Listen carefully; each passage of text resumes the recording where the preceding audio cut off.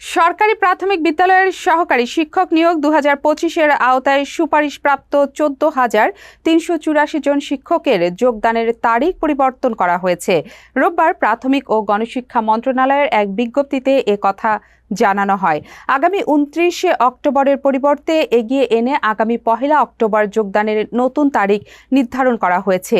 বিজ্ঞপ্তিতে জানানো হয়, সরকারি প্রাথমিক বিদ্যালয়ের সহকারী শিক্ষক নিয়োগ 2025-এর মাধ্যমে শূন্য পদে নির্বাচিত 14,384 জন প্রার্থীকে পূর্ব ঘোষিত 29 অক্টোবরের পরিবর্তে আগামী 1 অক্টোবর সংশ্লিষ্ট জেলা প্রাথমিক শিক্ষা অফিসে উপস্থিত হয়ে যোগদান করতে হবে। নির্বাচিত এসব প্রার্থীদের যথাসময়ে নিজ নিজ ঠিকানায় বা নির্ধারিত নিয়মে নিয়োগপত্র পাঠানো হবে। নিয়োগ প্রক্রিয়া ও পদায়নের পরবর্তী ধাপ উল্লেখ করে বিজ্ঞপ্তিতে আরও বলা হয়, 4 অক্টোবর তাদের নির্দিষ্ট বিদ্যালয়ে পদায়ন করা হবে।